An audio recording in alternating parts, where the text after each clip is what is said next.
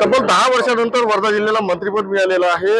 वर्ध्याचे आमदार डॉक्टर पंकज भोयर यांना 5 विभागांची जबाबदारी सोपवण्यात आलेली आहे। भाऊ, मंत्रिपद मिळाल्यानंतर आपलं पहिलं आगमन वर्ध्यामध्ये होतं, काय सांगाल?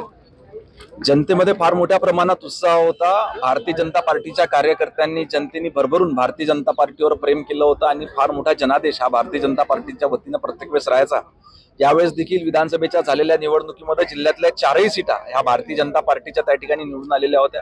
त्यामुळे निश्चितच साहजिकपणे सर्व लोकांची कार्यकर्त्यांची अपेक्षा होती की मंत्रिपद हे जिल्ह्याला मिळालं पाहिजे आणि वरिष्ठ नेतृत्वाचे या ठिकाणी मनापासून आभार व्यक्त करतो की सर्वसामान्य कार्यकर्त्याची अपेक्षा त्यांनी या ठिकाणी पूर्ण केलेली आहे आणि येणाऱ्या काळात जबाबदारी आमची आहे की जबाबदारी त्यांनी सोपवली ही चांगल्या पद्धतीने सर्वसामान्य लोकांमध्ये जाऊन निभावणे।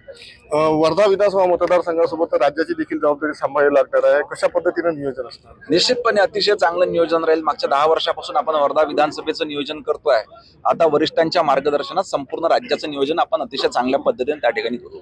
आपण राष्ट्रपिता ते राष्ट्रनेता हा सेवा पंढरपुरात राबविला होता, तर त्या अनुषंगाने काय सांगाल? वर्धा जिल्ह्याला परमपूज्य महात्मा गांधी यांची ऐतिहासिक अशी पार्श्वभूमी लाभलेली आहे। त्याच्यामुळं निश्चितपणे या जिल्ह्याचं जागतिक स्तरावर कुठेतरी एक वेगळं स्थान आहे आणि आपल्या देशाचे पंतप्रधान सन्माननीय नरेंद्र मोदी यांनी मागच्या 10 वर्षांमध्ये संपूर्ण देशाचा जो कायापालट केला, ह्या दोन्ही गोष्टी अनुसरून आपण सन्माननीय नरेंद्रजी मोदी यांच्या जन्मदिनापासून म्हणजे 17 सप्टेंबर पासून राष्ट्रनेता ते परमपूज्य महात्मा गांधी यांच्या जयंतीपर्यंत म्हणजे 2 ऑक्टोबर पर्यंत मागच्या काही वर्षापासून राष्ट्रनेता ते राष्ट्रपिता सेवा पंधरवडा ही संकल्पना राबविली आणि नागरिकांकडून त्याला उत्स्फूर्त प्रतिसाद मिळाला। आता संपूर्ण राज्यात ही संकल्पना आपण येणाऱ्या काळामध्ये राबवू।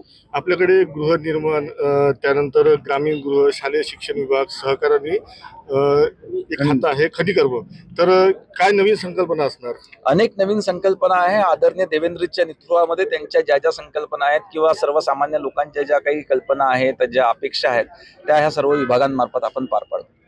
नक्कीच पंकज भाऊ भोयर राज्यमंत्री त्यानंतर वर्ध्यामध्ये नवीन संकल्पना राबविण्याचं त्यांनी सांगितलेलं आहे। Voice media TV9 Marathi, Wardha.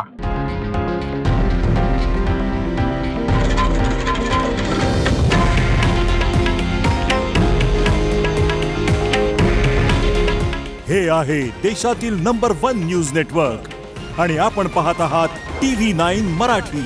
काळजी तुमची, हित महाराष्ट्राचं।